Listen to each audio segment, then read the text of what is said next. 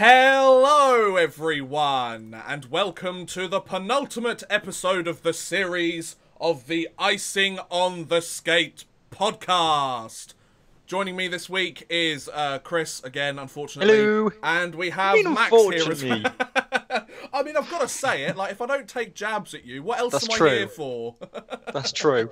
To be absolutely annihilated by Max in the end of season quiz. Absolutely. I do not doubt it for a second. I have done absolutely no research. I'm absolutely going to wing it. But that's the fun of it, you know? So, of course, we are also joined to my right on your screen by Max. Hi, Max. How you doing? I'm very well, thank you. Hey, Max. Good. I've done just about as much research, although I did listen to 2 hockey podcasts whilst I was at work this morning. That's not going to help you. I mean, I wrote a script for a video this morning. Does that count? It depends what the video was on. Well, you'll find out on hockey. Wednesday or Thursday. Was it on this season's Elite League, NHL, or Liam Kirk? No. Then it won't help you. Right, okay. I'm winging Liam Kirk. So, for those of you who don't know what this podcast is like, or you may be tuning in for the first time, I know there's plenty of people that tune in and out every once in a while. This is the podcast where we talk about the British Hockey League first. We talk all the stuff that happens in the Elite League over the week that's just passed, because the Elite League usually plays the majority of its games at the weekends, so we do it on a Monday to kind of give our thoughts on what's happened. And also, we go across the pond afterwards and look at the NHL. Of course, the regular season's just ended over there, so we have lots of podcasts, not podcasts, playoff stuff to talk about. So the brackets have all been set. We'll give some predictions here and there and what we think about it. So it's British League first, then the NHL, then any other interesting news that takes place. Also, this week, like Chris has mentioned, we have a end-of-season quiz based on all the stuff that we've talked about in the previous podcasts and some extra stuff thrown in here and there. Tell us all about it, Chris. Go for it. Okay, so I have I've got 21 questions, because the format that we've been discussing, it keeps changing. There's now bonus points for questions as well. I like it. It's either based on stuff that happened this season, right, or linked to something that happened this season. Okay, right. And it's Elite League stuff, NHL stuff. Yep, there are 10. Okay, there are, if you include the tiebreaker, 11 Elite League questions. Okay. 9 NHL questions and a Liam Kirk question. Okay, awesome. So we're going to be doing that for our... usually we do our little debate topic, the play under review. That's where we're going to do that. But first, let's talk about the Elite League. Of course, the playoff quarterfinals took place just Saturday and Sunday just gone. And we now know the final 4 teams that will be going to playoff finals weekend. And they are the Belfast Giants, who destroyed the Coventry Blaze, I must say. The Guildford Flames, who defeated the Glasgow Clan. The Cardiff Devils, who beat the Sheffield Steelers, which was a very, very interesting game on Free Sports yesterday. And the Nottingham Panthers, who managed to beat the Fife Flyers. Interestingly, both Guildford and Nottingham shut out their opponents in Game 2, which is very interesting to know. Guildford doing it away from home as well, which is really impressive. Which is very impressive. So, the final 4 teams, Belfast, Guildford, Cardiff and Nottingham. So, Chris, I'm going to ask you first. Is there any initial response, anything you want to say regarding what happened in the quarterfinals or going into the semi-finals? What do you think? I'm not surprised about the Belfast one at all. Not at all. The Guildford one, I'm surprised about the Sunday night result, them winning 5-0 away from home. And fair play to Guildford, they were 3-0 down in the first leg as well. They were, but I'm pleased that they've... obviously, they finished that first leg 3-2 down, but I'm pleased they've got through. Cardiff, they were a goal down to Sheffield, went back home and just dominated them with it was something like 5 goals in the last period. Yeah, it was up until the... So I watched the first period and then I had to get on with some editing, but the first and second period seemed very back and forth. Like, Cardiff would tie it, Sheffield would take the lead, and then Cardiff would tie it again, and then they'd take the lead, and then in the third period, the floodgates just opened. But Sheffield with 11 minutes to go, Sheffield were a goal up. Yeah. And then Cardiff at 9:40, 10:19, 13:21, 19:57. It's just ridiculous. I think 2 of them were empty netters. Yeah, I wouldn't be surprised. According to I know According the last two to Panthers Flash goals, scores, man. only one was an empty netter.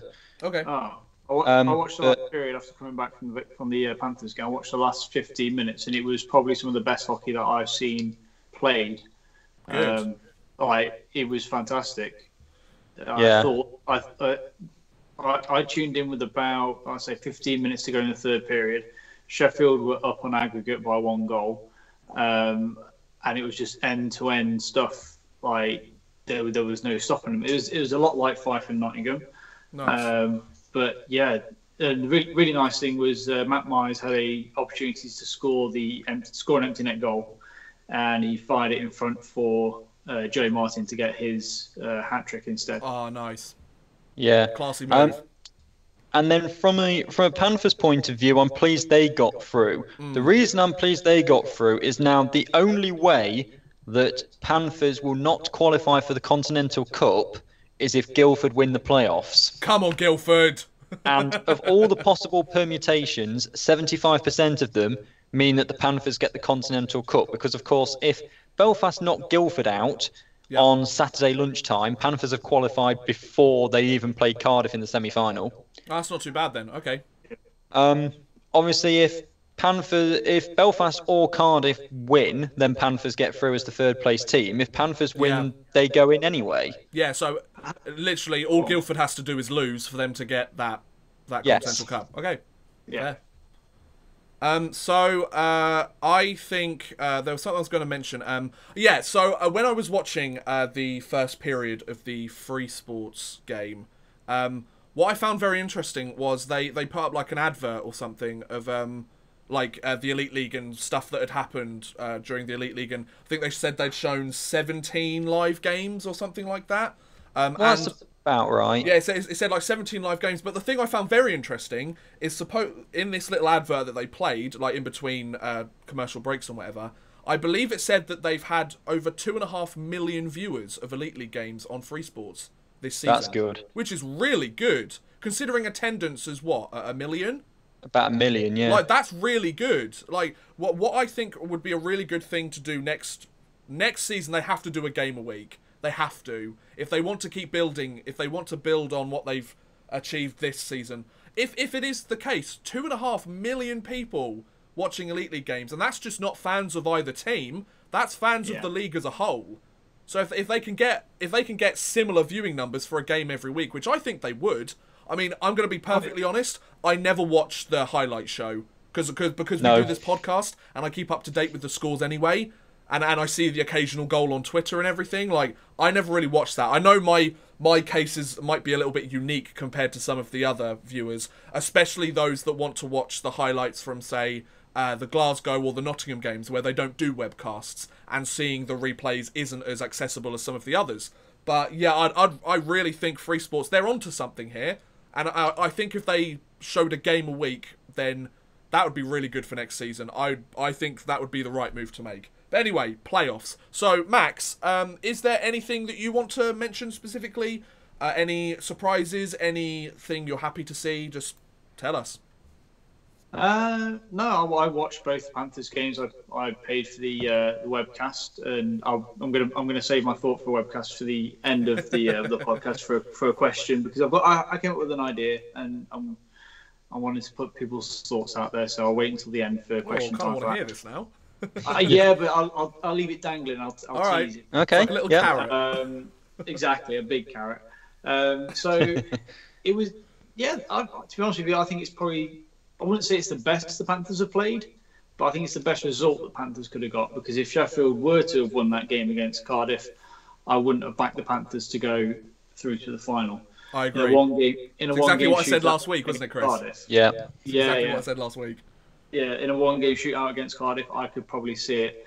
The thing that I'm I don't want to say I'm a little bit upset about, I'd like to see teams go full on it, but when you've got teams who have got GB internationals on both sides, and they're both going full-blooded at each other, you just take the edge off a bit, guys. Think about 2 weeks' time. I know you want to win the league and everything, but you're playing against teams that you could potentially beat. Not saying that they're going to go and smash Canada or America. And, I mean, they've got to beat Alain Vigneault. Come on.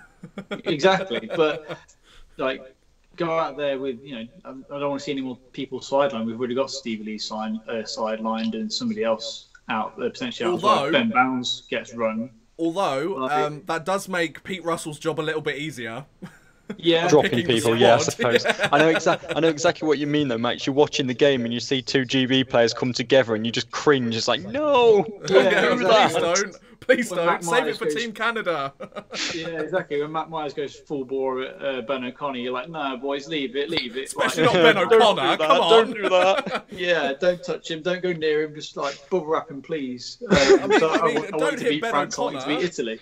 The dude had 40 points this season, or like 40-something points, and he started the year in Sweden. Like, come on, leave the boy alone. We need him. Exactly. So yeah, I think it's been a really interesting playoffs. I mean, most of the games, bar the Belfast-Coventry series, all of the series were really close. Like, up until... I mean, the final scores might not show it. I mean, Guildford had a 4-goal aggregate lead. Nottingham got a 3-goal aggregate lead, as did Cardiff. But I mean, after the first legs, all of the series, bar the Belfast-Coventry one, were still really close. We're talking like 1 or 2 goals. Well, they were all 1 goal. Yeah, they were all 1 goal, Nottingham exactly. 5, which was tied. Yeah, which is crazy. So, shows how competitive the league is. Exactly. Just plug that in one every week. So of course, like I mentioned earlier, that means that Belfast are playing Guildford, Cardiff are playing Nottingham. Your thoughts, Chris? How do you think this is going to continue? You don't have to make any predictions. We've already done that. But how do you think it's going to shape up? Like, you don't have to say, I think this one's going to go through. So what are your thoughts? Yeah, so it's Belfast against Guildford at 1 o'clock on Saturday. Yep. Belfast being the top seed, obviously they get the slightly longer rest before the final, potentially. Yeah. That's one of the benefits of being top seed. Sorry, just to jump in here, I've got a question. Max, you've been to the playoff finals several times at least, right? Yeah. Or you've been around the rink at that sort of time. Yeah. Always. I can't remember for the life of me because I paid attention to it last year, not so much the year before. Is the 1 o'clock game normal? Like, is that the normal time that they play it? Yeah, because they've got to fit in 2 games and potentially continuous overtime. There's no shootout in the semi-finals. There's no shootout in the final. So they've got to allow for that time.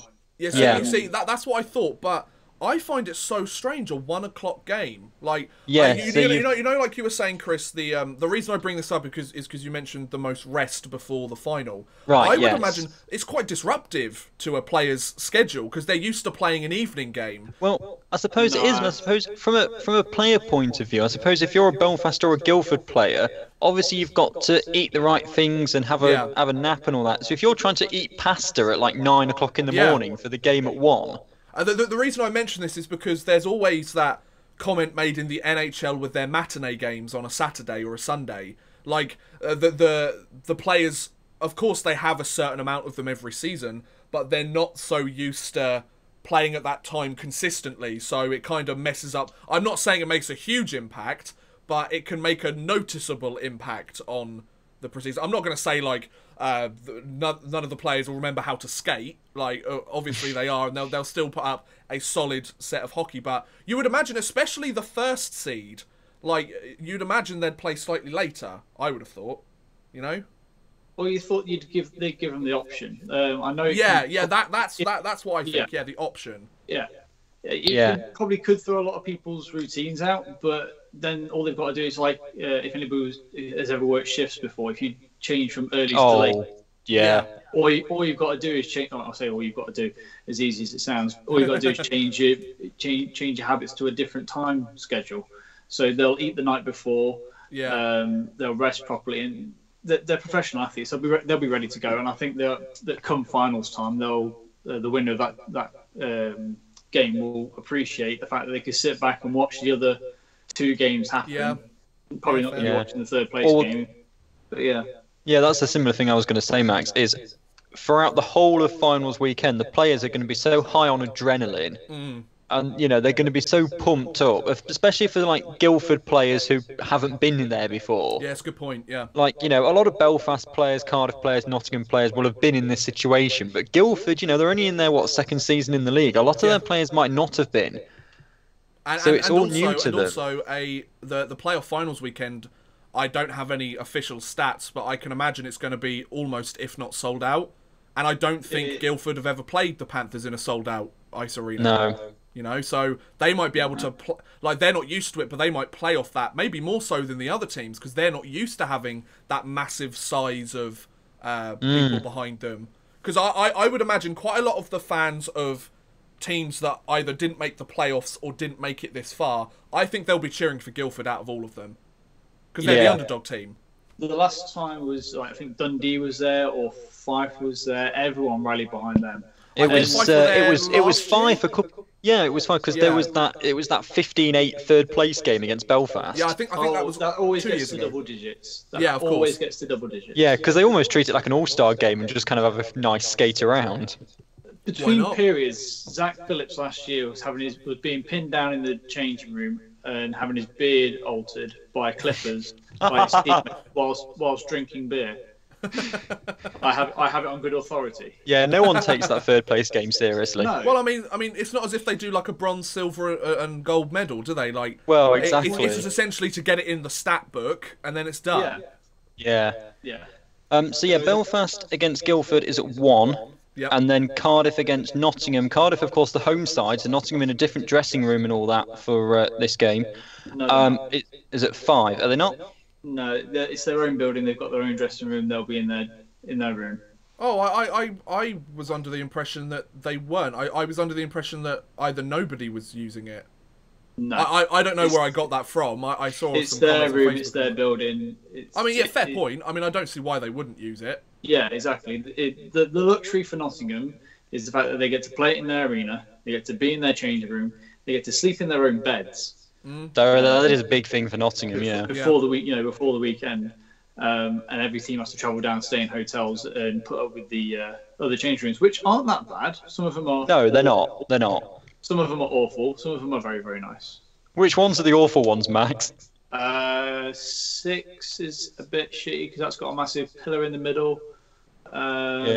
Changing room 1 is very, very small and pokey and has very bad showers. Yeah, that's where we put all the away teams for the EIHL games. It has the biggest disabled toilet in the world. You can swing a cat and some more. I'm not going to go through the rest of the changing rooms. There's a few good ones, a few bad ones. The Lions changing rooms, I suppose. Okay. So, I completely agree. I'll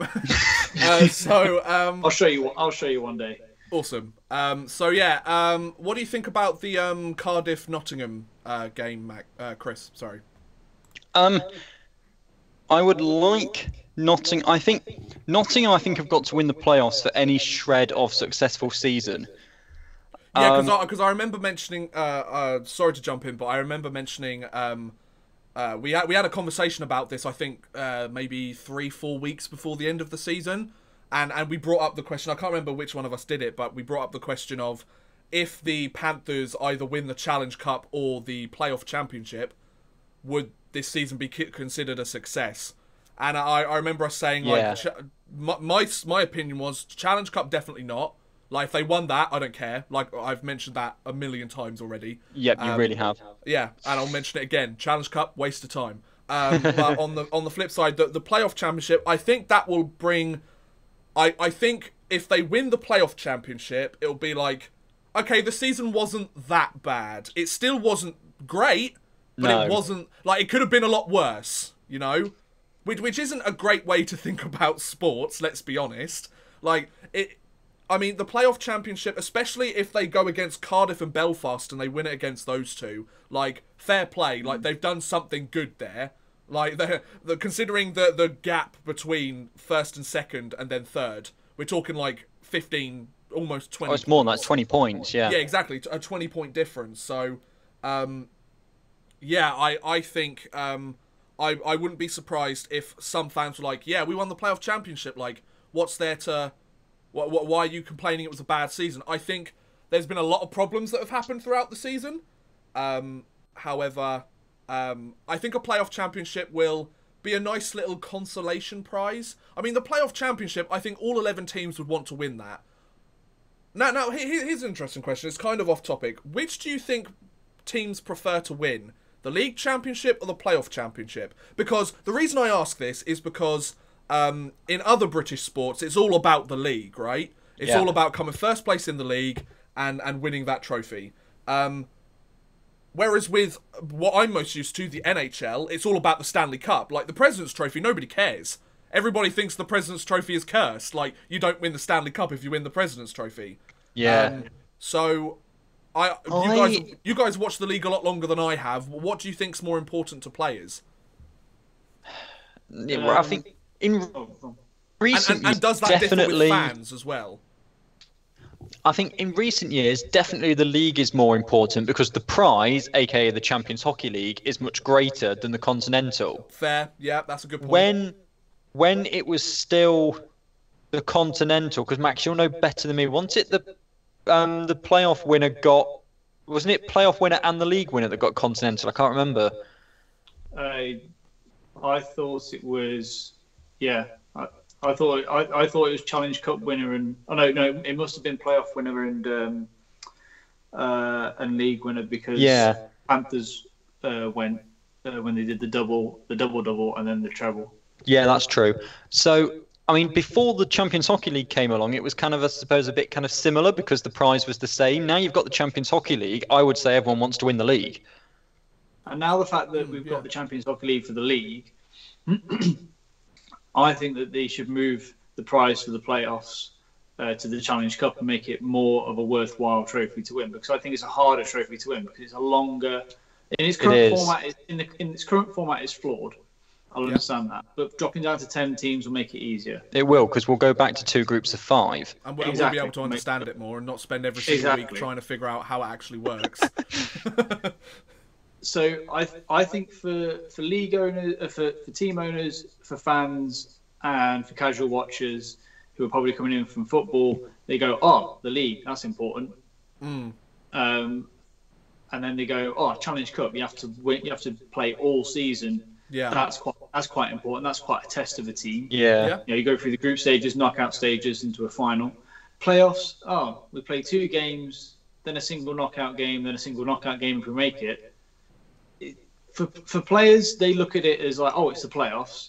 Everyone else, players, everyone else kind of looks at it as like, oh, it's a nice little get together at the end of the season, and we all play for the last trophy of the year. Yeah, well, that was the point I was going to make. Is that because in the NHL, you have the potential to have to play another 28 games. Yeah. And it goes over nearly 2 months. Here, it's 4 games over a fortnight. Yeah, which is what I was going to mention. Like, I saw some talk on, I think, an Elite League Facebook post either today or yesterday or a couple of days ago, where fans were talking about how they wanted the series, like each series, to be extended a little bit instead of this like 2-game aggregate stuff.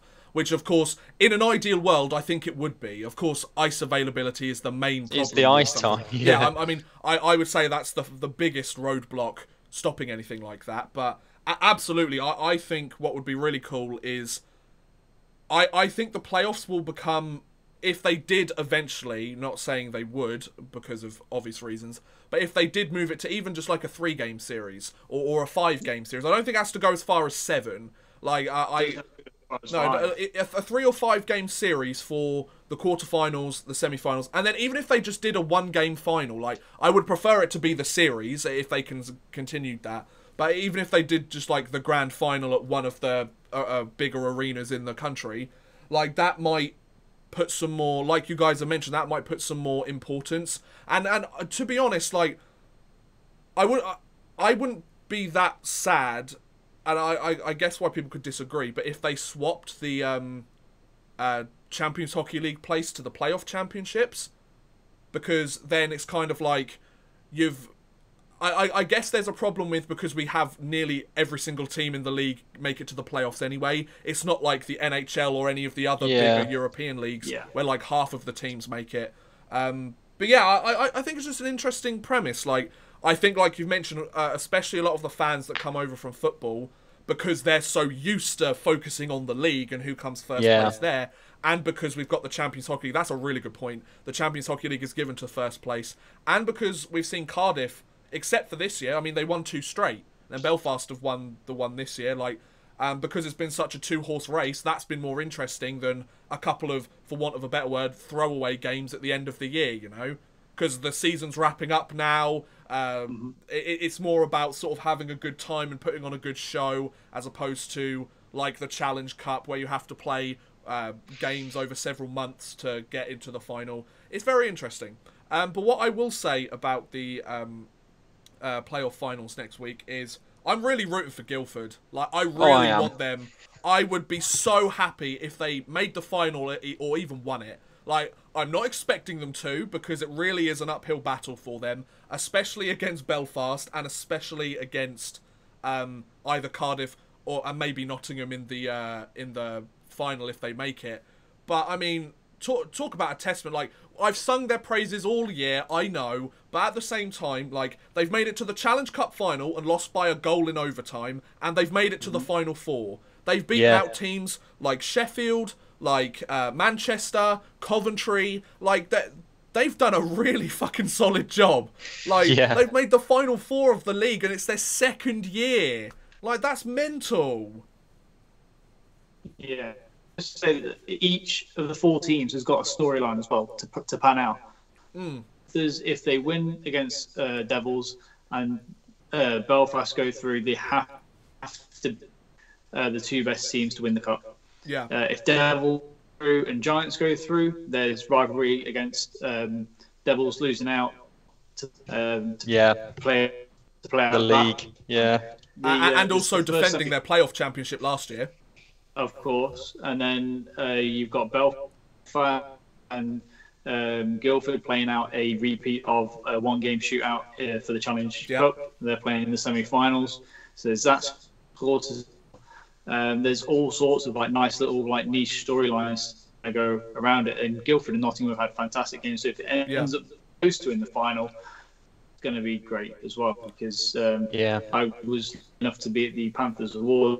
The 2 teams they wanted to face were Fife, for obvious reasons, back at losing near the end of the season. Stevie Lee's get back at the guy who I think he got the 3-game ban. Bulmer was his name. Yeah. It's a good point. So 3-game suspension. I think he only served 2 games, didn't he? So if he's in the league next year, I'll have to serve 1 more. No, because they go through to the if they go through to the 3rd place playoff or the finals, he's back for that, isn't he? Because he'll miss the semi-final. Wait, who are we talking about? The guy.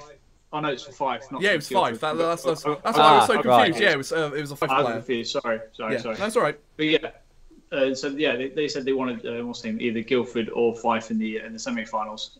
So there's all 4 teams have storylines, and it's ultra fun for me anyway. I think I don't think it's wrong for me to say that compared to some of the other years and compared to some of the earlier years in the Elite League, this really is a playoff final weekend where quite literally anything could happen. Like, you've got 4 incredibly solid teams fighting out for the playoff championship, which, I mean, you could, like you said, with the narratives that are developing and have developed over the year, you could make a solid case for why any of the teams should win it. So yeah, I think it's going to be really awesome.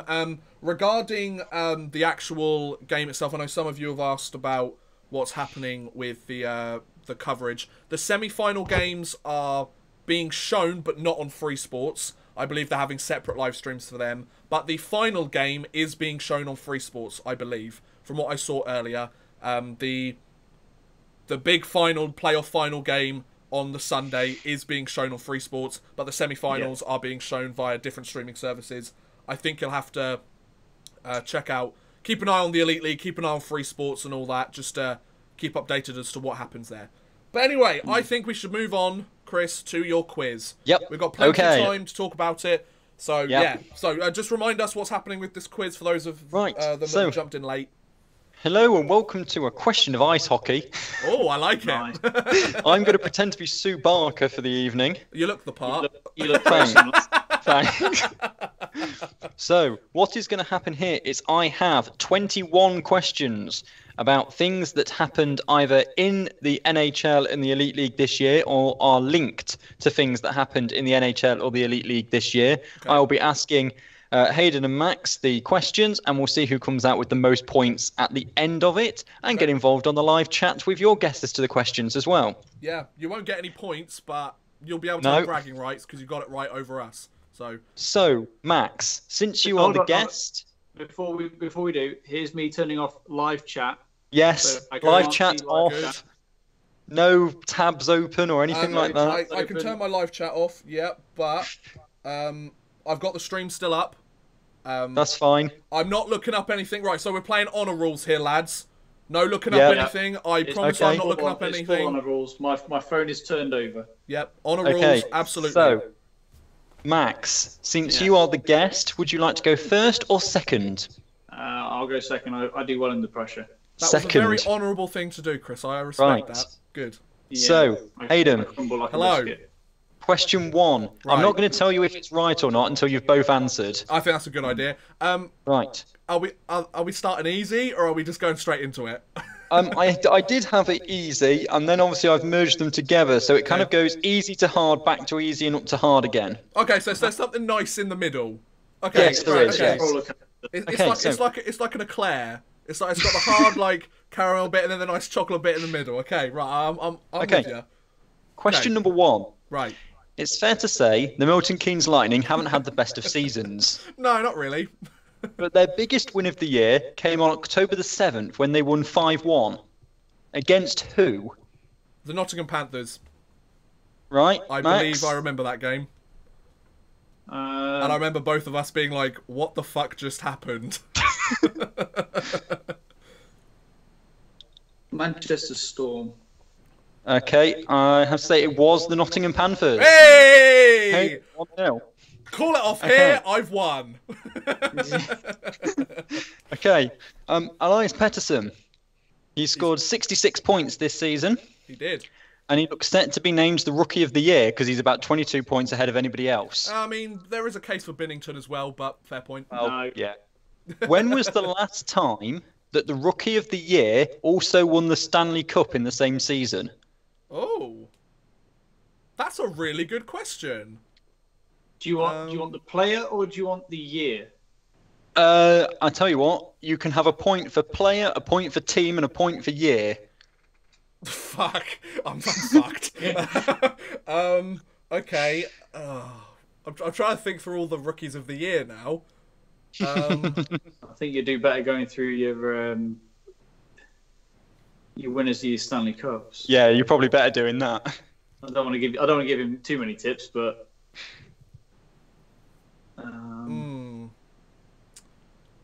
I have no idea.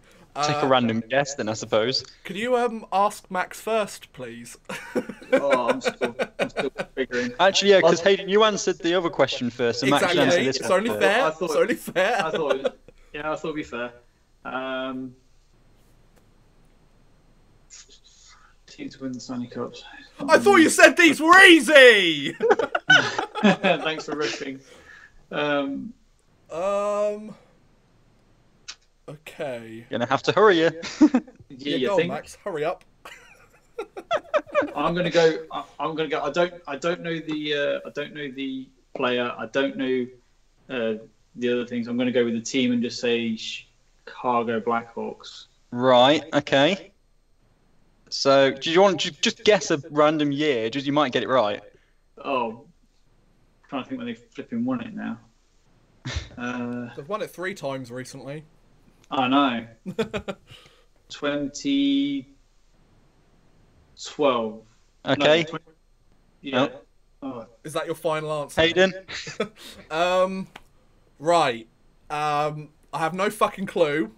Right. I'm trying to think of. I can't actually remember like many of the rookies of the year because I feel like that's the first bit you need to know for something like this. Yeah. The rest of it will fall into place. Okay, I'm gonna go with. Can I just, whilst he's going on, can I just say it's 2012-2013 season, not... Yeah, okay, that's fine. I'm going to go with... this is a complete curveball. It's probably not going to be right. I'm going to go with Evgeny Malkin. Right. With the Pittsburgh Penguins. Yeah. For the 2009 Stanley Cup. Right, okay. Well, I know that's wrong, but... According to my research and what I could find out... Okay. It was Scott Gomez... Really? Wow. The New Jersey Devils in 2000. Wow, that's a while ago. Against the Anaheim Ducks. Okay. Thanks for taking him off us, Montreal, by the way. Appreciate that. Right. Question 3, Hayden. So, it's 1 to me, 0 to it's Max, 1 right? to you and nothing to Max so far. Yeah. Right, I like these Hayden. scores. Right. I promise I'm not picking on Milton Keynes. Please do. But they only won 15 games all season. They did. 5 of which were against the same team. Oh, you mentioned this last week, you bastard. They won 5 games. I believe you said Coventry. It's probably wrong, Right. but I'm going with Max. Coventry. Well, I was going to pick Storm, but that, seeing as they didn't win the 5-thing game against, I don't think it'll be them.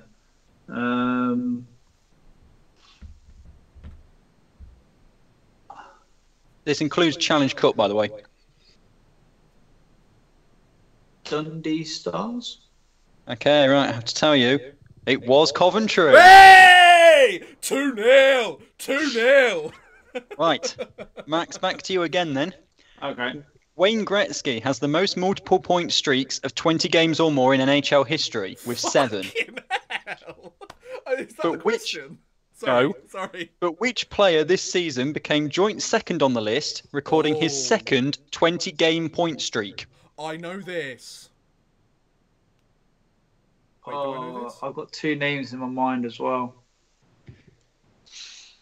Oh, wait. No, do I go with the obvious choice, or do I go with the team that's not made the playoff? I know this. Is there a bonus point for the team they play for? No, not this time. I know this one. I feel like I've got this one. Get its consecutive points in a game. His second 20-game point streak. Right. I know who it is. I don't want to give him an extra point. I'm going to go with my heart and not my head. Go on then. I think he plays for the team that's not made the playoffs. I'm going to go with Patrick Kane. Right, Hayden. Now, okay, I might be wrong, but I believe it's Mike Hoffman of the Florida Panthers. Well, it's Patrick Kane. Is it? Yes! Oh, yeah. No, you're right. You're right. Went on It's that his mad second consecutive... No, fair play, fair play. Yeah, I remember he was tearing up the second half of the season, wasn't he? Yeah. Yes. Destroyed it. I remember Since the All-Star break, he Hoffman... went mental. I think Hoffman got, like, the longest point streak in Panthers history or something. Yeah, That's the what I only one I was remembered. thinking of was Kucherov. Yeah, that's a good one. I was thinking he could go for it, but the games, the amount of times wasn't right. Yeah. Right, 2-1. You should be able to pick some points up here. There's 8 points on offer for this question. Jesus Bloody Christ. hell. Okay. Right. Is it list the teams in order? We all know that the Belfast Giants won the Elite League by a regulation time win this year. Yeah. How many teams in the Elite League recorded more than 20 regulation wins in the EIHL? So Hayden, we're starting with you, point for each. Okay, so not including Belfast. Okay, yeah, let's not include Belfast, so it's up 7 points on Okay. offer. So, more than 20 regulation wins. So it's not Regulation more wins than wins. losses. Okay. So No, it's regulation. I'm going to go with Cardiff. Going to go with There are Glasgow. 7. What's that? There are 7. There are 7. Okay, so Cardiff. Should we go back and forth? Nah, I'm already on a streak here. Cardiff, Glasgow. Yeah. I want to say Nottingham, but I feel like they got too many overtime wins, so I'm going to leave them towards the end, just in case. All right. So, Cardiff, Glasgow. I'm going to go Fife. I'm going to go with Guildford. I'm going to go with 3 more. Sheffield, because they did well in the second half of the season. Right. Nottingham. Yeah. And gonna throw a curveball and hit Manchester. Okay, Max, your turn. Probably got them all wrong. I've just got to get one more. I've written them down. I've gone with Panthers, Steelers, Devils, Glasgow Clan, Manchester Storm, Coventry Blaze, and The Milton Keynes Lightning. You already know they only won 15 games all season. No, the Newcastle Vipers. Five Flyers. So I've got Panthers, Steelers, Devils, Clan, Storm, Blaze, Flyers. Okay, well, one got 7, one got 6. Oh, I got 6, didn't I? I have to say that Max, the Blaze didn't. Oh. The 8 teams that got it were the top 7 teams, so Belfast, Cardiff, Nottingham, Glasgow, Guildford, Fife and Sheffield, and Manchester instead of Coventry. Oh! Guildford. Oh! I got 7! So the scores are now 9-7 to Hayden. How am I doing this? Right, question 6. Who are we back on to now? I think it's Max first, isn't it? Yeah, Max. Yeah. Right, this year the William M. Jennings Trophy was shared between 2 netminders of the New York Islanders, who only conceded 196 goals in the season. One was Robin Lehner. Who was the other? Easy. I I actually know this one. Well, I'm going to take a pass because I don't know this. Okay. Right, Hayden. The main reason I saw this is, well, 2 reasons. 1, I know who the other goaltender of the team is, and 2, I saw it on Twitter like yesterday. It's your German boy, Thomas Greiss. It is. It is. It is. Right. Hayden, back to you. Okay. The Cardiff Devils and the Guildford Flames lifted their respective conference titles this season. Yes. Who lifted the 3rd conference trophy? The 3rd conference trophy. Fuck. I don't actually know. The conferences don't matter. Why do people know this? So you said the Guildford Flames and the Cardiff Devils, correct? Yeah, lifted their 2. Who lifted the 3rd? Well, it's got to be the Belfast Giants then. Right, Max? Yeah, I'm going with Giants as well. No, because the Giants were in Cardiff's conference. It was the Glasgow Clan. So then how could Cardiff have held the trophy? Because Belfast came better than them, didn't they? Not in the interconference. If you don't forget, the conference right. They're done like mini leagues. So what was the answer? Just remind us. Glasgow Clan. Glasgow. Who Yeah, won, of like, course they that did. Scottish Yeah, league. of course. Once again, conferences mean jack shit. Get rid of them. Anyway, moving on. Okay, Max. Question 8. This year, 4 of the original 6 didn't make the playoffs, and will get relatively high draft picks. Who were the last original 6 team to draft 1st overall and a bonus point for the player? Easy.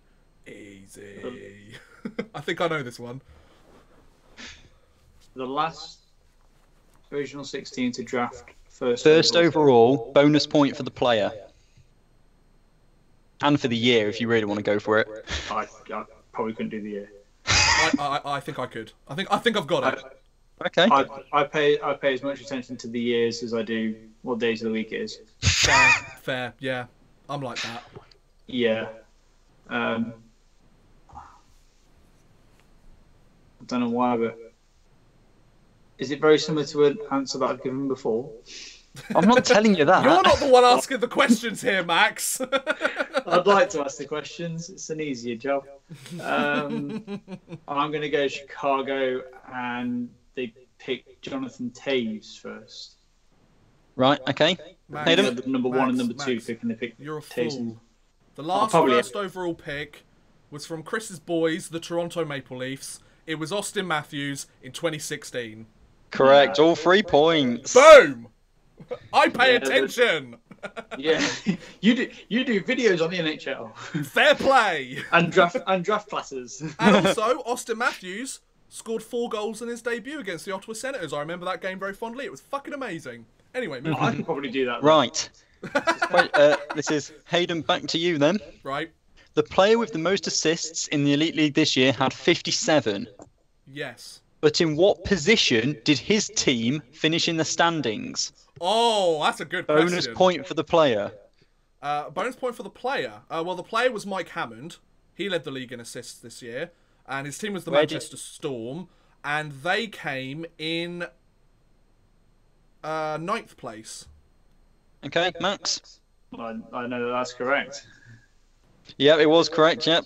2 points for both of you. It was Mike Hammond and the Manchester Storm finished in 9th. God, I'm bloody glad I started looking at the players' individual stats in the last 4 weeks of the season now. Right, this, I have to be honest, is the one of the completely terrifying questions. Oh, Jesus. The wild card. Right. Yeah. This season, Roberto Luongo passed Ed Belfour for 3rd in the all-time wins list. Okay. Yes, you did. But against which side did he record his first NHL shutout, which was a 34-shot shutout on December the 27th, 1999, which was also the same side he made his NHL debut against a month earlier on November 28th? Am I a joke to you? So you want the team that he recorded his first professional shutout against? I want the team he recorded his basically the team first... he debuted against, right? Yeah, so the team he got his first NHL shutout against was the same team he made his debut against a month earlier. Name the team. This was the first question I wrote. I was so proud of it. I don't fucking know. Just guess an NHL team then. Yeah, basically, out of Max, the other you 29 first. NHL teams at the time, guess one. I'm going to say they put Luongo in against an average team and say a random one like Dallas Stars. Okay, Hayden. Now, if I remember correctly, Luongo was playing for the Islanders at the time. I can't remember if he played any games for the Islanders, because he was part of the Islanders before he got traded to Florida. So I thought it was in Florida first. Yeah, he spent the majority of his career before moving to Vancouver in Florida, but he was drafted by Mike Milbury, who's a fucking idiot, and decided, oh, let's just trade him to Florida, because we don't need him. So I'm going to go with the Tampa Bay Lightning. No, I'm afraid it was the Boston Bruins. Oh. Okay. I mean, I'm not that sad I got that one wrong. Right, Hayden, back to you. What's the score at the moment, by the way? The score at the moment is 15-9. Wow, okay. Oh, yeah, I can't add up. 15-9. So there's plenty of opportunity to get some points back. Because I assume we've got some more multi-point questions. We do have more multi-point questions, yeah. All to play for. Right. Where are we? We're on number 11. Okay, so it's a point for each here. Okay. This is to you first, Hayden. Which two teams had the most overtime losses in the Elite League this season? Point for each. Panthers and the Dundee Stars. Max? Very true. He's got them right. Yeah, it was the Panthers and the Stars. I mean, I don't spend half an hour a week staring at the league standings for nothing, lads. Okay, right, Max. The Tampa Bay Lightning have set the joint highest total for wins on a season. Oh. He's frozen. I'm guessing. I'm going to guess the answer because it's. Going to guess the answer is lag. Yeah. Well, this has been fun so far. I'm just gonna check the chat while we wait. So yeah. What's going on here? Hi guys. Chris has died. How's I'm it going? to say that his question was that the Lightning have recorded 62 wins. Who is the other team that has equal to the record? And probably bonus for the year. I know the answer to this. But I don't know the end. There he is! Hello! I never went away. You did. You absolutely froze. Oh, I didn't for me. I could still have a conversation with you guys perfectly. Of course you didn't freeze in person. Right, ask the question again. Okay, the question is, the Tampa Bay Lightning have set the joint highest total for wins on a season with 62. Right. Which other side scored the same number of wins to hold the record outright previously? One for the team, one for the year. I know the team, but I'm not quite sure about the year. Right, well, Max, it's you first. Yeah, I definitely know the team. I heard the year. I heard the year. It was on the bloody podcast. He said it was pointless me listening to, and it wasn't. But it was. But it was because they said it. Well, I didn't pay attention. So the team is Detroit, and I'm going to say it was 1992. Okay, Hayden. Okay, so are you referring to the 91-92 season or the 92-93 season? Both. 92. Okay. I'm going to go also with the Detroit Red Wings, but I'm going 93-94. No, neither of you got the year. It was 95-96. Oh, fuck it! 1 out. Right. Hayden. Hello. Which netminder in the Elite League made the most saves this season? He was on the ice for 3,605 minutes 49 seconds. This includes the playoff quarterfinals and the Challenge Cup. You get a point for the player and a bonus point if you're within 100 saves either side. Wait, what? Right. Which netminder in the Elite League made the most saves this season? Right, I've got that bit, but then I need to guess how many saves.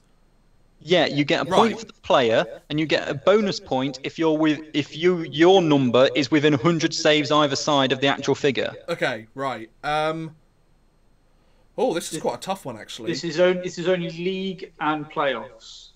I believe it's Challenge Cup as well, because when I looked at it, you know, Hayden, last week, how we were saying, how come they've played 60 games? I'm sure they haven't. Yeah. Challenge Cup games. I think it's Challenge Cup as well. Right, that would make a lot more sense. Okay, so I'm going to go with...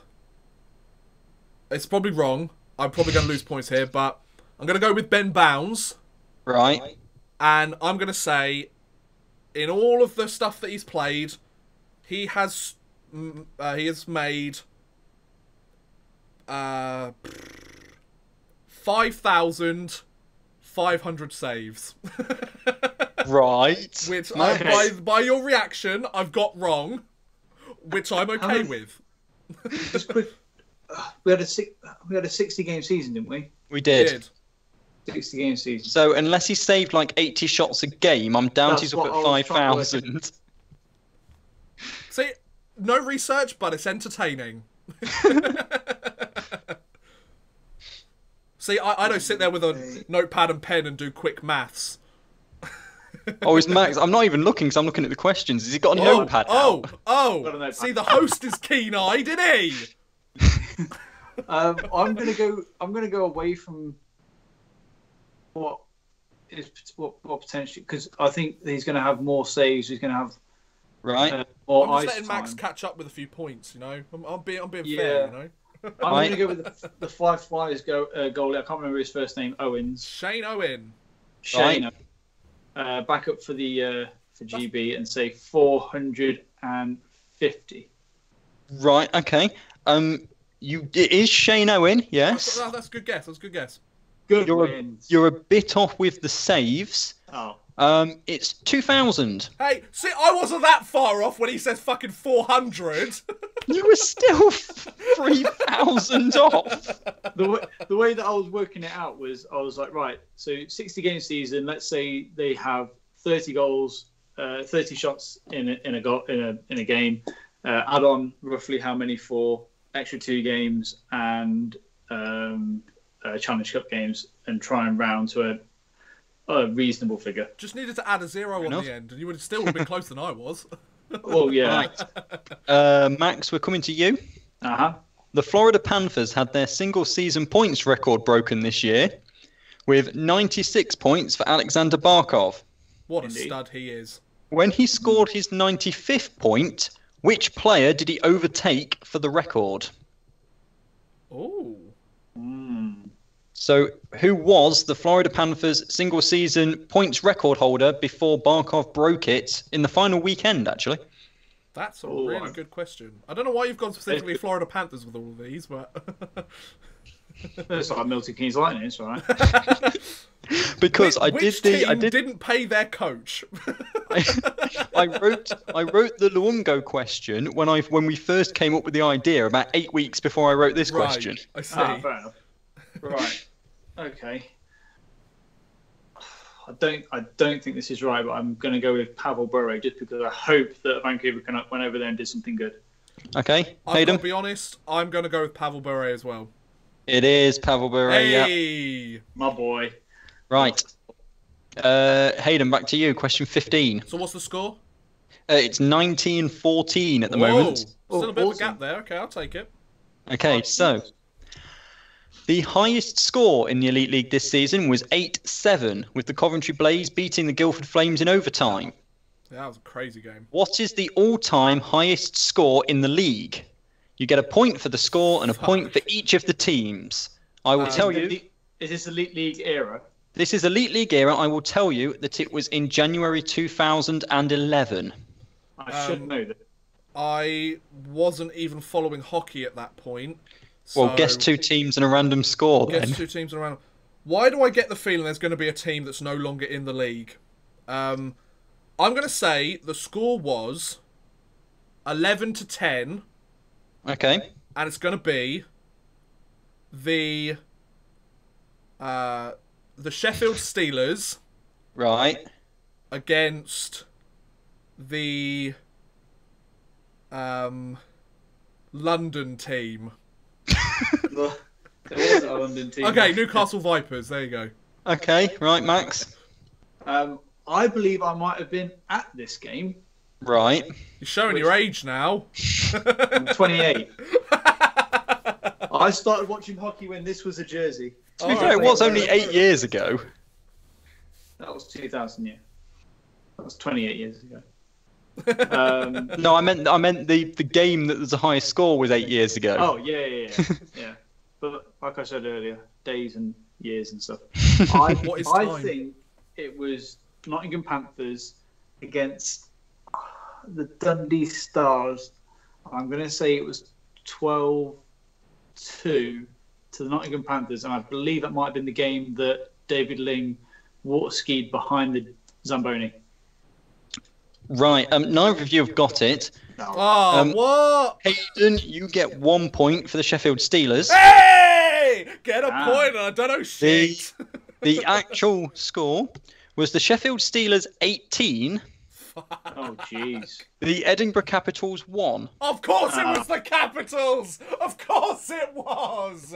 See, I thought that because I was going to games back then. I didn't think. I thought there was a higher score because the Dundee Stars had scored goals in them games. Now, I mean, we're talking 18-1. 8 years ago. Look how far this fucking league has come. Yeah, we dropped that team that lost 18-1. We finally decided they need to go. Okay, Max, it's you first. It is. Which current Russian NHL player is averaging the highest points per game in their career? And you get a bonus point if you can get the figure to within 0.2 of a point. That's interesting. 0.2 of a point. So which Russian player is averaging the highest points per game in their career? That's 1 point, and a bonus point if you can get it to within 0.2 of the correct figure. So I'm going to say it's Nikita Kucherov, Okay. and his point and the point per game total, which I'm guessing you're looking for, is 2.5. Okay, Hayden. So, see, Kucherov, I'm stuck between Kucherov or Ovechkin. I feel like Kucherov, because he's played less games, he's been, like, proper dominant these last few years. However, it took him a few years to get there, whereas Ovechkin's kind of been dominant long-term. So, just for the sake of difference, I'm going to go Alexander Ovechkin, and his point is going to be 1.45. Okay, you both score 0. Okay, fair enough. It's Evgeny Malkin. Of course, yeah, fair point. 1.17 points per game. Wow, okay. Malkin has been very good. For reference, Ovechkin has 1.11. Wow. I was close. Because Ovechkin has got like another 250 games over Malkin. Fair, yeah. That's the reasoning. Yeah. Oh, nice. I mean, to be 0.6, to be like 0.6 above and 200 games less, like, fair play. Yeah. Okay, who are we back to now? We're back to Hayden again. Hello. Right. Yeah. The Nottingham Panthers were in the EIHL top 100 European attendances again this year, Yes. alongside the Steelers and the Giants. Yes. But did the Panthers come in 35th, 42nd, or 79th? 42nd. Right, Max? I will go with the same. Yep, it was. The Steelers were 35th, and the Giants were 79th. Because I remember going through that a couple of weeks ago. We did indeed. We did indeed. Right. So, as you know, I love a stat. You do. No. So, tell me, who had the best plus-minus in the NHL this season? And you get a bonus point if you get to within 5 either side of the figure. See, I know who had the worst because somebody put up a meme on our Discord earlier today. Yes. Is that the guy who's not scored a single point in any shot with any shots? A meme. No. Somebody put up a meme of like the Masters, and like in golf, a minus score is better. Had Rasmus Ristolainen just standing there with like minus 50 or something. No, I want the player with the best plus-minus and the figure. The best plus minus. Okay, the best plus minus. This is Max first, by the way. Oh, okay. Yeah. Then I'm gonna shut up.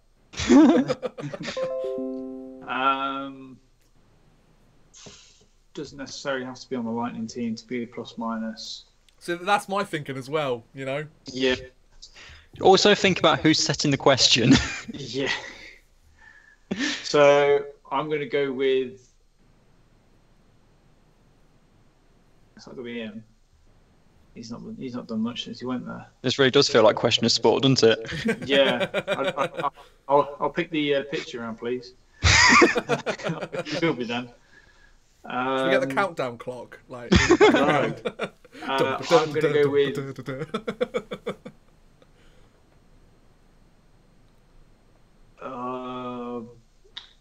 Austin Matthews, and he's a plus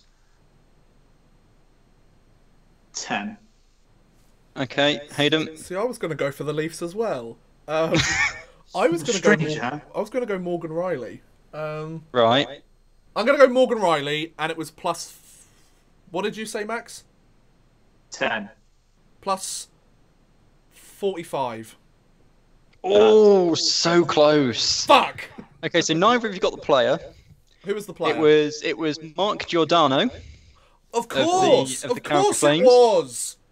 And he finished with a plus-minus of plus 39. Oh, okay. So Oh, you're 1 point off. You were only 1 point off getting a bonus. Fuck you, Morgan Riley. Right. Max, you've got some ground to make up. You're 6 points back. Come on, mate. I know. I feel like the Panthers. Do a Belfast Giants and take it from me at the last moment. Okay. Well, I need you to stumble and give me points for sympathy. Time for the Liam Kirk question. Oh, brilliant. Kirk's Corner.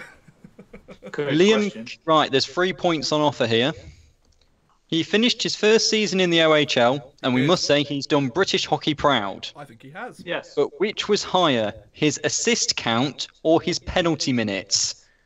Bonus points for getting the right numbers as well. Now, Fucking hell. Now, Wow. the reason I've picked those two is because they're quite close. Oh, okay, fair enough. so it's total number of assists and total number of penalties. So I want to know his assists, his penalty minutes, and which was higher. Okay. Hayden, this is you first. Oh, is it? Oh, shit, Yeah. okay. I'm going to go... right, I'm going to go his assists was... Or higher. Or are you doing the number first? His assists were higher. Right. I'm going to say he had 25 assists Right. and 20 penalty minutes. Okay, right, Max.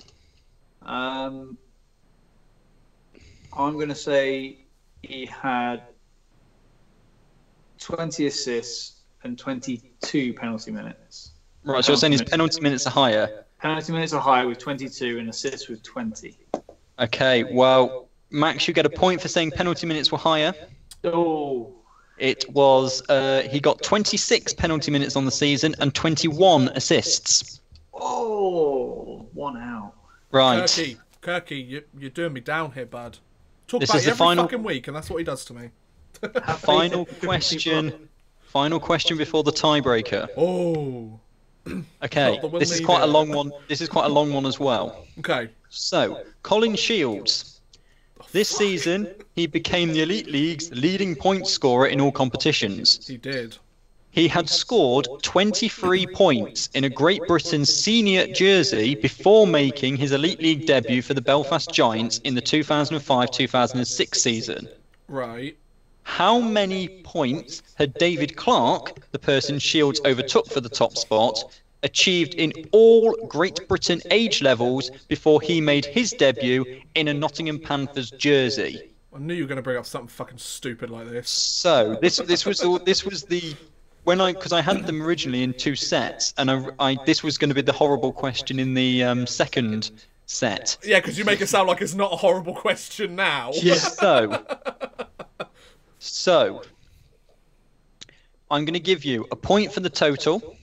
Yep. Can it be like within a certain amount? Like, come on. Within 20.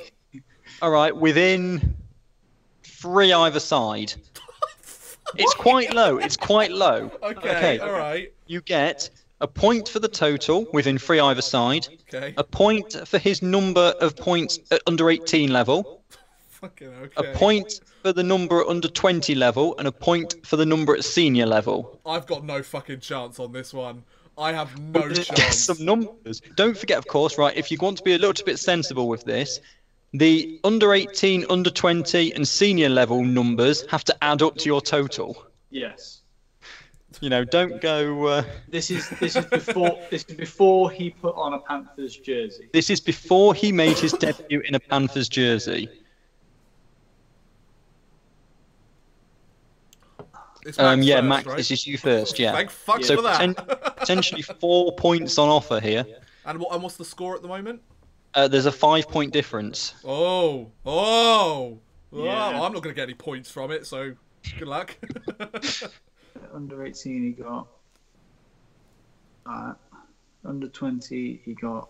See, who works out shit? Just like, think about it for half a second, spew it out, and see whether it works. To be fair, the way you make videos is doing a lot better than the way I do it. Planning, making it up, planning, chatting shit. You say that, but I would have had a video out this week, but it corrupted on my phone. So Oh no! I hate it when that happens. My phone decided to do an update halfway through recording. I didn't realise. I remember when So, Chris a I'm couple of redoing weeks it. ago was like, "Oh, I've just recorded a video. Oh fuck, the save's bloody corrupted." I had to do it 4 times before it finished. I remember that. Amateurs, such I just need to do amateurs. maths. Right, 20. Max, I need your totals, please. I can't do maths. Hold on.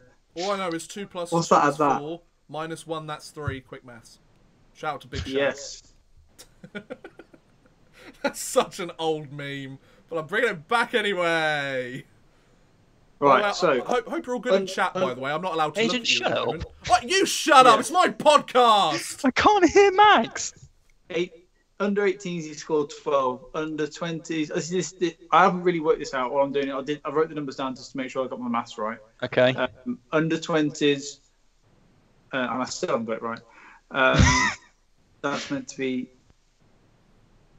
No, I can't do maths. Hold on. That's that. That's that. Okay. Right. Under 18s, he scored 12. Under 20s, he scored 15. Senior, he scored 20 points. Right. For a total, before he put a Panthers jersey on, at 47. Okay, right. Hayden? Right, so this is my winging it answer. So I think he put up 50 points total. 50 That's points in total. Yeah, right, total. Okay. Not Okay. under 16s. Yeah. Come on. And you say Easy that. on, Under lads. 18s. This is why listening is important. So under 16, because under 16, No, under 18. No, Wait, 18, okay. 20, and senior. Sorry, my bad. So under 18, he scored 25.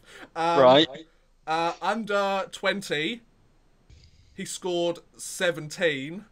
Right. And under and senior, Yeah. he scored 13. Does that add up? Right. It doesn't really matter. You're both way off. All right, fair enough. I tried my so- best. He had 21 points Okay. before he put on a Panthers jersey. 3 at under 18 level, 15 at under 20 level, and 3 at senior level. Do I not get a point for under 20s 15? Yeah, you got the point for that, so you've got 1 point. Hey. Oh, I said 17. Okay, my bad. You said 17, so okay. it's... Yeah, right. Fair point. The tiebreaker question, worth 5 points. Which, I mean, is actually technically a tiebreaker because he's only 4 points down, isn't he? That's the whole reason I've made it 5 points. Can you make sure he doesn't get this one right? It's my podcast. I'm not 4 points down. I'm 3 points down. I get you as 4 points down. I got 21 to 16, and then that 1 point in the last one gets me 21 to 17. Yes, I can't add. It's 4 points. Yeah, 21-17. That's 4. Oh yeah, I can't add. Right. I'd stayed out of that completely. Wasn't interested in getting involved. It's a good thing I didn't. This one is a straight battle between the two of you. Closest wins. Right. And this is the one that took me 45 minutes last night. Okay. Impressive.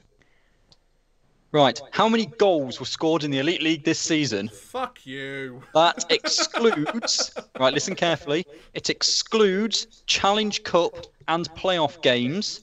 And it also excludes shootout goals. So on the league website, where it's been written 5-4 shootout, I've classed that as 4-4. How did this take you 45 minutes? Because I had to go through the entire league schedule and add every single number up. That's commitment for a podcast that you just get taking the piss out of every week. Closest wins. It's Hayden, you first. 5,500. 5,500. Are you being serious with that? Yeah, 5,500. All right. I'm going with it. Why not? Okay, I need to do my adding up now to see. Okay, Max, I'll let you call yours. I'm going to go 3,000 on the nose, just to be close. 3,000 on the nose. Okay. I have to award the winner of the end of season quiz to Max. The exact total was 2,110. Nice. I just thought I'd be nice and let the guest win. Yeah. I didn't put any thought into that last question. I mean, it wasn't a real tiebreaker anyway because I was winning. So like, it doesn't matter. I'll admit, throughout the regular season, you absolutely smashed it. But if it comes down to a one-game shootout in the final, I'm having it. Yeah. Vegas. Yeah. So at the end of that, yes, Max, you win by 22 points to 21. And that's the perfect way to. Well, I didn't a mile. I'm going to put the chat back on and see how. Yeah, put the chat back on. I didn't see a single right answer in the chat, I must be honest. I don't blame them. We'll remember that for next year. Yeah. Just leave the live chat on, they're not going to help. So yeah, that was the end of the season quiz. I technically won it, but we'll move on.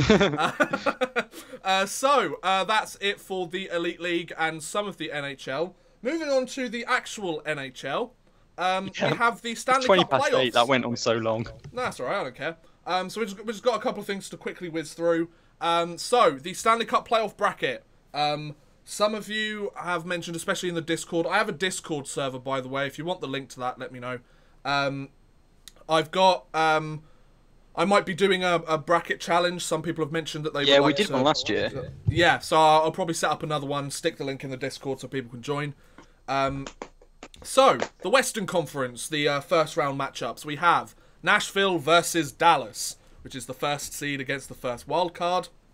For the second bracket, we have the Winnipeg Jets and the St. Louis Blues, the 2 and 3 seed of their respective division. We have Calgary against Colorado, which I also found out for the first time.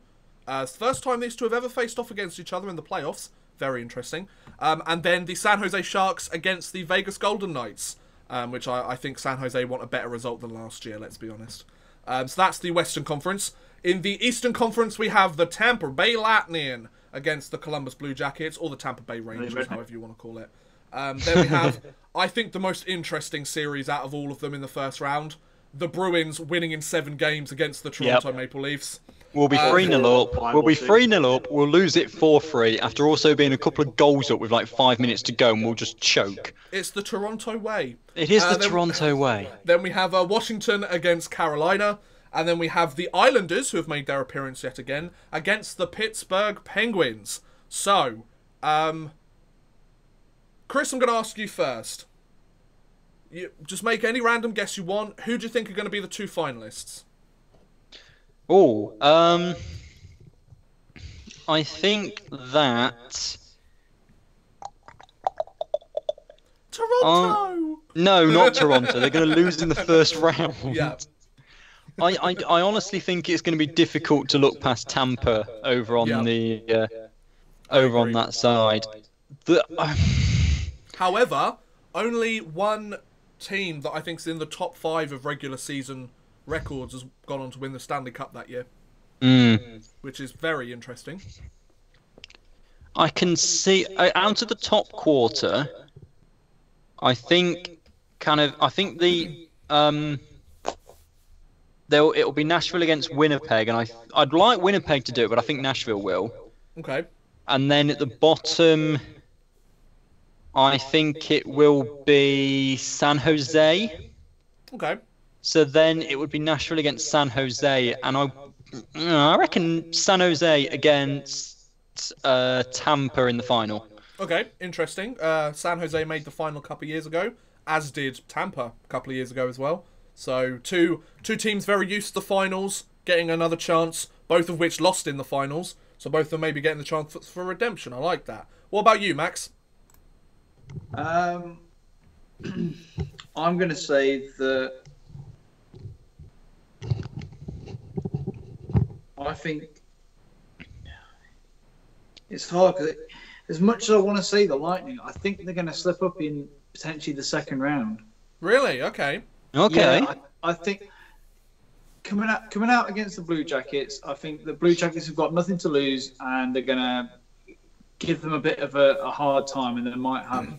They're not just going to breeze past them. It might take 5 to 6 games. Okay. I could see Blue Jackets winning 2, potentially 1 at home. Okay. Or both of them at home. Well, the And fans then need something to cheer about. Exactly. They need that cannon to go off at least a couple of times. Yeah. And then to come up against the Bruins or the Leafs, like if it is the Boston Bruins, then hi, Chris. But it's going to be the Boston Bruins. I'm telling you now, it's going to be the Boston Bruins. With it's Bruins, then it's like it's 1-2 in the league, 1-2 in the Eastern Conference. Like that's a wicked matchup, and it'll be hard to call. I think. Because then you're thinking like Capitals Penguins in the second round as well, and That's that what would I be think. a great matchup. That's what I think. But then history serves right that Penguins go through. But then it was not like last year. not. And I was about to say, unlike last year, I say Winnipeg are going to make. I'm going to skip to the Western Conference because the Eastern Conference is giving me a headache. Yeah. I'm going to say the Sharks are going to go through to the conference finals against the Winnipeg Jets, and the Winnipeg Jets are going to do them. Okay. I think the Sharks need another year with Erik Karlsson to get to the finals. That's a bit of a problem because he's an unrestricted free agent at the end of this year. Well, they need to sign him up. They need to sign him up as soon as they bloody can. The Rangers are interested. I'm not sure they should go for him, but Nah, yeah, fair point. you better off getting Bobrovsky and going for a. Nah, we want Panarin. Give us the bread, man. We'll have him. Yeah. So from the East, which is really giving me a headache. I'm going to say the Boston Bruins are going to make it through. Okay. I think that's a fair point, actually, because what I've seen about the Tampa Bay Lightning is they are a really good team unless the other team gets a bit physical with them. Yeah. And Boston are a big bruising team, you know? Like, I mean, to they be like fair, get Boston have done me well all season long. So Yeah. Oh, yeah. Fair point. Yeah. So I'm still gonna back them. Yeah, they're definitely gonna go over the Leafs anyway. So I've got a Boston Jets final. One quick little hot take. I think that Stars are going to do the Predators. okay. Can the Stars make it through to the conference finals? I want that first round pick. I don't think they're going to get that far. I don't think they are. They've got to let's come up be against the honest. Blues or the Jets, and I don't think they can beat either of them, whichever one wants to No. go through. But I've got rookie Boston goaltender- versus Jets final. Rookie goaltender in the in the Blues organization. Maybe he pulls a Cam Ward, maybe he doesn't. So I think for my prediction, I'm going to take the brackets individually. So I'm going to go the Caps take the Hurricanes and the Penguins take the Islanders. Yeah. I think because they've got that playoff experience and they both know how to win now. Like, I think those two might give them a run for their money, but I definitely think like those two teams will go through. I personally think Washington's going to go through to the conference finals. Okay. I might change this when I do my bracket challenge, by the way, because I can never keep my mind sorted. I'm going to throw in a curveball. I'm going to say Toronto are going to make it through. I think Boston are, but I'd like to see Toronto make it through, you know? Well, I'd like to see Toronto make it but through. Toronto, I mean, are making it to the second round, and then Tampa Bay are going to wallop their ass. Yeah. So I'm having a Washington-Tampa conference final. Okay. On the Western Conference, I'm going to have a Calgary and Winnipeg conference final. Okay. Calgary have just surpassed all expectations this year. Winnipeg have finally got to the conference finals. They know what they're doing. But then again, you could make a case for nearly any of the teams. To be honest, I think the Western Conference is harder to decide than the Eastern Conference, in my opinion. Because I think it's more of a one-horse race. Like, Tampa have everything to lose in the Eastern Conference. Like, it's either they live up to their expectations and they win it, or they completely nosedive and then it's a free-for-all. Whereas the Western Conference, it's kind of a free-for-all already. Like, we've got some solid teams in there, like Calgary have had a great year. San Jose, for the second half of the year, had a great year. St. Louis managed to have a complete resurgence in the second half of the year. Nashville have been consistent all year. Vegas had a rough start, but then picked up the pace. Colorado limped into the playoffs. Like, you know, like I think it's going to be very, very interesting. But I think my cup final, I'm going to put my Stanley Cup final as the Winnipeg Jets and the Tampa Bay Lightning. I'm probably going to change that for my bracket challenge. You could make a case for a large majority of the teams, but what we know about the NHL playoffs is it's so difficult to predict because you never have any clue what happens. So there you go. Okay. Moving on to some of these smaller pieces of information. We've mentioned some of them slightly earlier. We have the NHL Draft Lottery taking place tomorrow. Taking place tomorrow night. So the odds for the Draft Lottery, now that the regular season is over, the Colorado Avalanche have an 18.5% chance of getting the first overall pick from the Ottawa Senators. Well done, Ottawa. Great job. Yeah. Then the LA Kings have a 13.5% chance. The Devils have an 11.5% chance. The Detroit Red Wings have a 9.5 chance. Buffalo have an 8.5 chance. And the Rangers have a 7.5 chance. So, you know, the Rangers are going to get the first overall pick. All's going to be right in the world. There you go. So, the Montreal Canadiens have a 1% chance. That's the lowest odds possible. Because they are the highest ranked team to have not made the playoffs this year. I believe, it's being shown on NBCSN, Sportsnet and TVA Sports during a 1-hour show at 8 PM Eastern Time tomorrow. So, have a look at that if you're interested. I'm not. I'll try and watch it, but I'm not doing a stream because can't be asked. Anyway, so that's the Draft Lottery. Then we have an interesting piece of news that was announced earlier today, some rather big news, especially for the team that it concerns. The Florida Panthers have hired a new head coach, to replace, what was his name? Bob Buffner? I think it's Buffner. I don't know.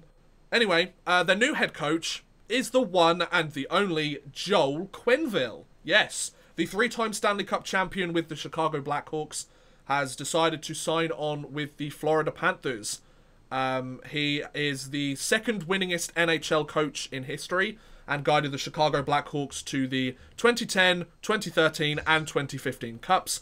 He has a coaching record of 890 wins, 532 losses and 137 overtime or shootout losses, with 77 ties in 22 seasons with the Blackhawks, the St. Louis Blues and the Colorado Avalanche. Only Scotty Bowman, who has 1,224 wins, has more wins than Joel Quenneville. Quenneville was, of course, fired by the Blackhawks on November 6th, 15 games into his 11th season as part of the Chicago organization. He was the longest tenured coach in the NHL at the time. He was hired on October 16th, 2018, and he lasted pretty much a decade in the Chicago Blackhawks organization, won them 3 cups. So I don't think anybody's going to complain with those sort of stats, you know. So you two, quick thoughts. We'll go with Max first. Quick thoughts. What do you think about Quenneville being the Panthers head coach? I thought he was going to go somewhere else. I don't know where, but I didn't think he'd go to Florida. Okay. If I'm honest with you, it seems a bit. I know he's got history. I know after listening to a few things on YouTube, I've heard of a couple of things from Sportsnet people and stuff saying he's got history with GMs or management there. Okay. But I would like Joe Quenneville to put out a screenshot of his inbox and see how, like, you know, an almost like a time scroll of from when he was fired to now as to how many offers he got. That would be very interesting. It's like when you play an NHL game on Rookie, and at the end of the season it shows you teams who are interested in you, and it's just every single team. Yeah, and then every single team from every other league as well is just like, please come and play for us. It's not going to happen, but please. So I think I would have imagined that Quenneville, because I remember hearing when he was fired that there was. He wasn't showing any interest in rushing back into coaching. And one of the coaching jobs that was thrown out there was the Seattle team that's coming in a couple of years' time. And I would have thought that would have been a really good fit because, I mean, he's a highly successful coach. He's won the Stanley Cup many times before. It's kind of like the Gerard Gallant going to Vegas, except that Quenneville has won Stanley Cups. So he's got that winning mentality and that winning caliber in his resume. So I thought the Seattle team would have been a good place, but fair play to Florida. They picked up a stud coach there. And like they said, they've got Mike Hoffman, who scored 36 goals this season, Alexander Barkov, who scored 35, and Jonathan Huberdeau, who scored 30. 3 30-goal scorers on their roster. All they need is the right coaching to put them in the right direction, and I think they'll be rolling. I think Florida is a team that just needs the right sort of structure and the right sort of strategy in place, and I think they'll become a legitimate threat for a Stanley Cup. They might need a few more pieces, but absolutely, I think this is a really good pickup. What do you think, Chris? Yeah, I mean, as we said, because we talked about it when he got fired, didn't we? Yeah. And he said that he wasn't going to rush back in. I'm a bit like Max. I'm surprised that he's gone there. Yeah. But I mean, kind of best of luck to him, and he's there obviously. I mean, I think I said it a few weeks ago. I think it was in a Elite League conversation, but the same rings true here. Yeah. They've brought him in at the right time because he has the whole summer. Absolutely. Yeah, I think that's. I mean, with a guy like Joel Quenneville, like, give him the year. Like, he's earned that with his caliber. Like, don't bring him in halfway through the season and expect him to change things if the core is rotten itself. I'm not saying that's the case with the Florida Panthers, but like, with the fact that he's the second winningest coach in NHL history, he has that ability to say, no, I don't want to join halfway through. Talk to me once the season ends and we'll have a chat. Because, like, he wants to be able to set the team's philosophy from the beginning of the season, which I think will benefit them. Like, if he came in halfway through the season this year, sure, Florida might be in a playoff spot, but I wouldn't imagine they'd be much further than the first or second round, you know, which is where they've kind of placed when they have made it to the playoffs. I think this gives them the extra time for the players to, away from the ice, get to know Joel Quenneville as well. And I think that's really important, especially for the star players of a team. I think that's really important that those players get their chance to have a conversation that isn't like at the hockey rink and when during practice. Like, they have a chance to talk as human beings away from the sport and get to know kind of how each other tick. So when training camp does roll around, they know which buttons they can press of each other to get the best out of them, you know. Another interesting piece of news regarding the coaching situation in the NHL. The Los Angeles Kings announced either earlier today or earlier in the week that Willie Desjardins will not be returning as the head coach next year for the LA Kings. I'm not surprised because he was bloody awful. So the LA Kings are looking for a new coach. Maybe they'll find one. Hopefully they do, because otherwise might have a tough time in the NHL. So that was the last piece of NHL news. There's no Kirk's Corner or anything. He's been No, eliminated it's from the finished. playoffs. So we might do a live stream or two when the World Championships arrive. We'll have to talk to Chris and all that, and we'll have a chat about it away from the stream. If you guys want it, we'll do one. If you don't, we won't. It's that kind of thing. We also have the KHL playoffs going on. I know you guys don't care, but here I am. Very interesting series, actually, I might add. The Western Conference, CSKA Moscow against SKA St. Petersburg. St. Petersburg have managed to tie the series from 2 games down to 2-2. Then Moscow went 3 games to 2 up, and SKA St. Petersburg managed to tie it. Their Game 7 is tomorrow in Moscow. Every single time the home team has won, so I'm going to be very interested to see that. I'd really like St. Petersburg to go through. I'd love to see Pavel Datsuk win another Gagarin Cup. They've won it in 2015, 2017. I mean, they've got to win it in 2019, right? Just keep that 2-year rule alive. But on the flip side, the Game 6 of the Eastern Conference between Avangard and Salavat took place today. And it took until double overtime, I believe.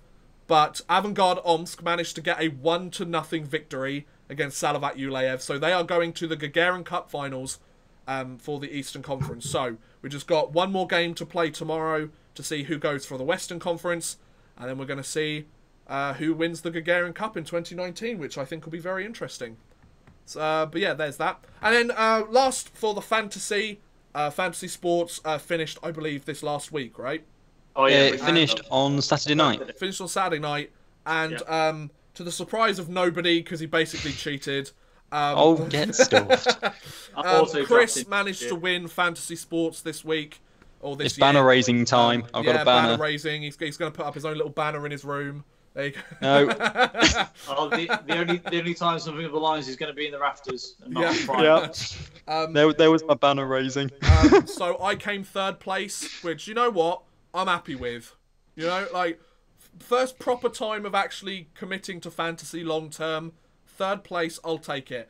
There's a little bit of salt in the wound considering Chris didn't actually choose his team. So I think it's cheating. I think there's chose the first half, and yeah, I made but you trades. didn't choose the second half, and it's the second half that makes the difference.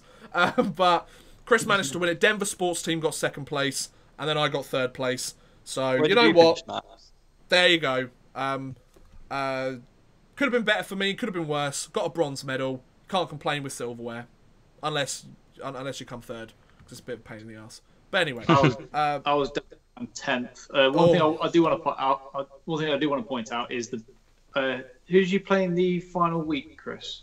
Me, it was Denver Sports Team. Right, they didn't change their team and probably missed out on about 25 to 30 points. I don't know how. Oh, I know. I was monitoring it.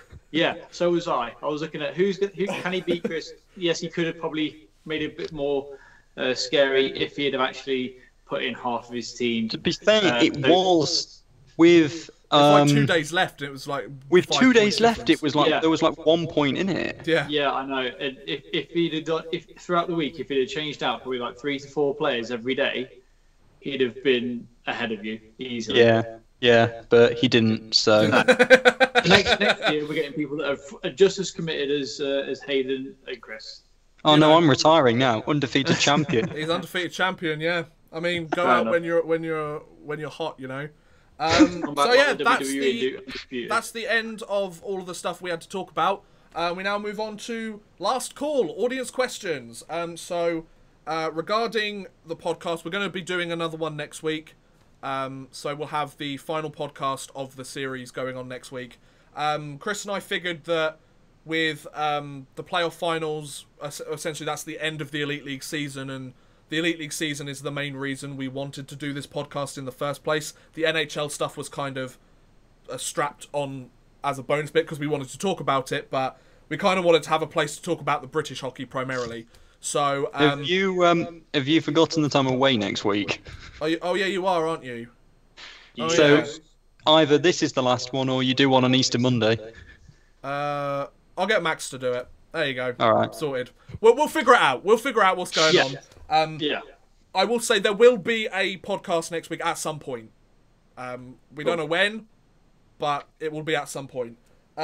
So yeah, if you're going to playoff finals weekend, feel free to tweet me any of the cool stuff you see there. I'm not going, so and have a great time. There's the GB Games, the World Championships. I'll have a chat with Chris, and we want to gauge your interest as well. We might do like a one-off podcast then, either before the tournament starts or a couple of games in or something like that. If you guys are interested. Just a quick score update on Great Britain's women who are playing at the moment. They're currently just starting the second period. They're a goal down to North Korea. Oh, and they're trying to go for that silver medal, aren't they? Because they can't win gold. So yeah, if you have any questions for the podcast for the last 5-10 minutes or so, feel free to put them in the chat. If there's one specific for either of us three or anything that we've covered earlier that you'd like to like us to cover again, feel free. There's one that's come up a couple of times, and I've even had it down on my paper since we've done our brackets and stuff. And that is McDavid. Will, after his interviews when he looked like a puppy without a bone, will he A, stay with the Edmonton Oilers and probably not see a playoff run past the second round in his prime, or will he move to a team, and if so, which team will he best benefit from going to? So, I think this next season coming up is do or die for Connor McDavid and the Edmonton Oilers. I think he's made it abundantly clear that he's not happy with how the season went. He expected more from his team and from himself. And I think if the Oilers miss the playoffs again this year, there is a very high chance that Connor McDavid demands a trade. I think that Connor McDavid is as loyal to the Edmonton Oilers fan base as anybody in the Oilers organization right now. However, he's also got to think of his career. Like, he's I think a year younger than me or the same age as me. He's like 21, 22. The game is getting younger. He's essentially reached his almost his prime already. The mid-20s are essentially going to be the prime years of his career. He does not want to waste them, especially being arguably the best player in the world. He doesn't want to waste them on a team that doesn't make the playoffs or can't build a team around him. I mean, fair play, he's got Leon Draisaitl, who scored 50 goals this year, which is incredibly impressive. However, the rest of the team just isn't cutting it. I would not be surprised, and I wouldn't blame Connor McDavid if he didn't ask for a trade after this next season. In terms of where he would go, that's the problem. Essentially, he wants to go to a playoff contender, but they need to be able to have the salary cap either to send back the other way or be able to deal with his $10.5 or $12 million a year contract. So so out of the playoff teams that are playing this season. Okay. If they could move, if salary cap wasn't an issue, which team would best pick him up? But that's the problem. Salary cap is an issue though, because I know. But say they move the salary cap. Right. Okay. To accommodate McDavid. Well, it's going to be a team that's devoid of that sort of clear first line center. So I think a team like Washington's not interested. Well, any team would be interested, but I don't think Washington or Pittsburgh or Colorado, not even Winnipeg, I don't think. I don't know.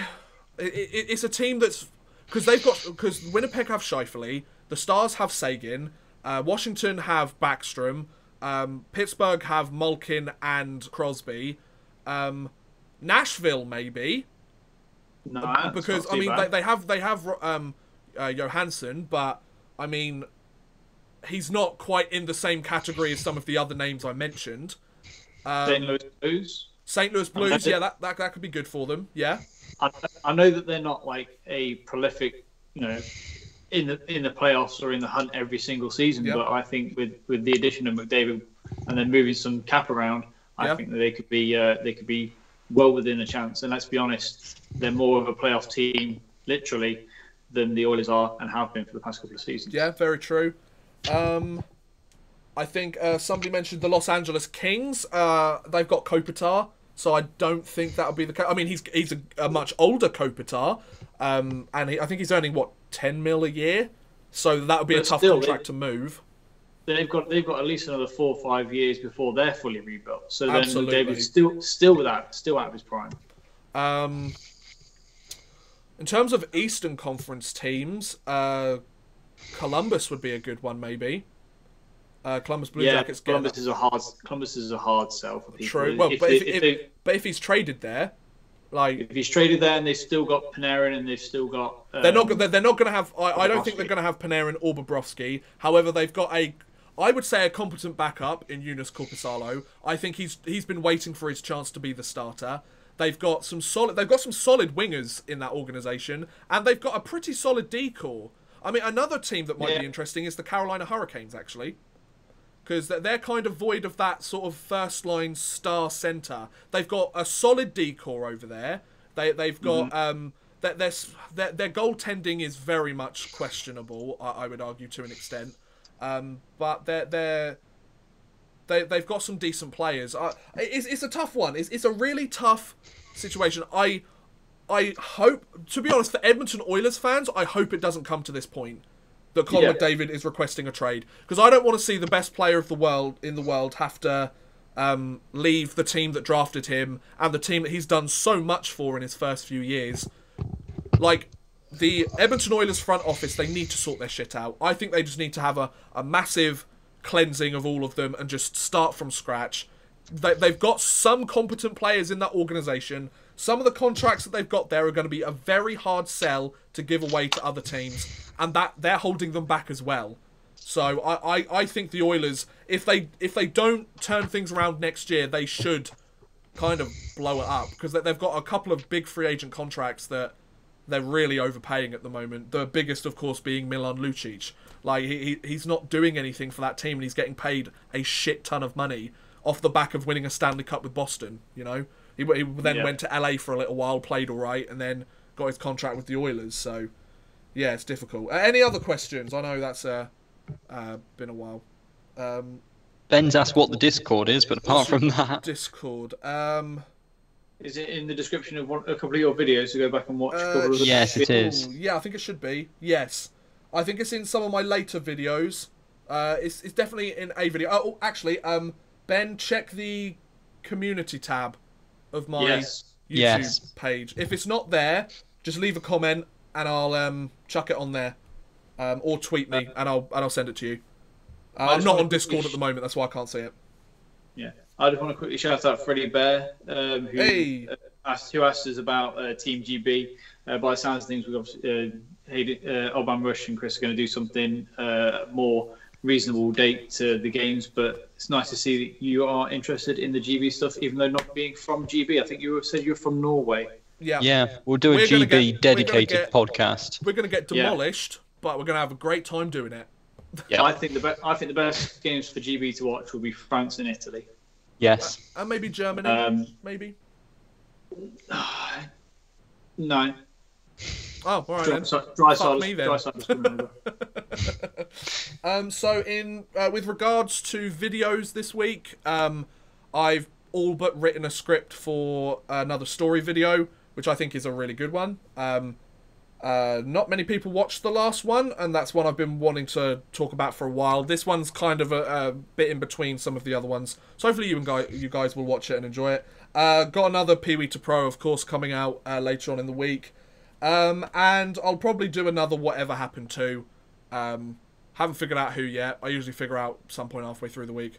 I'll check back the comments and see what's going on. It's basically just business as usual this week.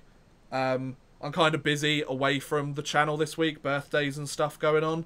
So I'm out a lot. So I'm kind of making sure I rush everything through. But yeah, I think that's a good place to finish. With this being, pretty much the last one, because I'm being away next week.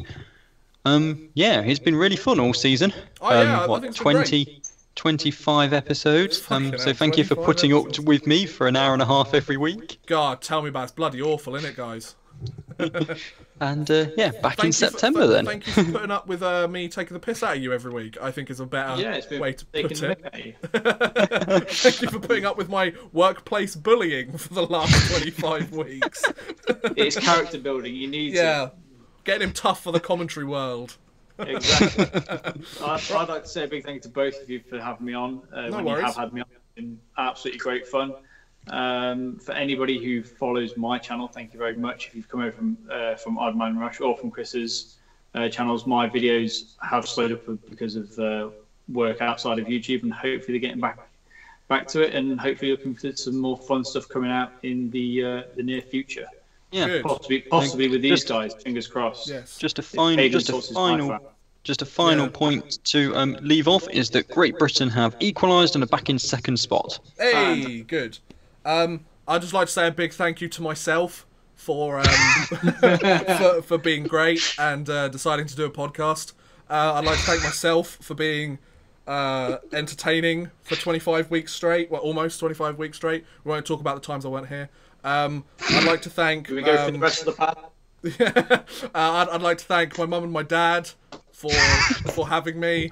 I'd like to. Is this the podcast or the Oscars? Well, this is my equivalent of the Oscars. The all right? Oscars are more funny. Yeah. I'd like to thank the Panthers for being not quite as shit as they could have been this year. I'd like to thank the Milton Keynes Lightning for making me laugh all year. For being as shit as they have been all year. Yeah, I am thinking, once playoff finals weekend is done, of doing like the 18-19 Elite League season in 5 minutes and just basically taking the piss out of every team. So I might do that. But yeah, I'd like to thank the Sheffield Steelers for being shit for the first half of the year, but then being pretty good. And given a segment called Tomo. Yeah, for giving us part of our podcast. I'd like to thank my internet for occasionally turning off midway through podcast. Really appreciated their Wi-Fi. Thanks. And I'd like to thank you guys for watching. So yeah, hopefully we'll be back next week. We'll figure it out. We'll let you know. I mean, I don't really know what's going on in my life from one day to the next, so we'll figure it out. Who the fuck knows? Bye.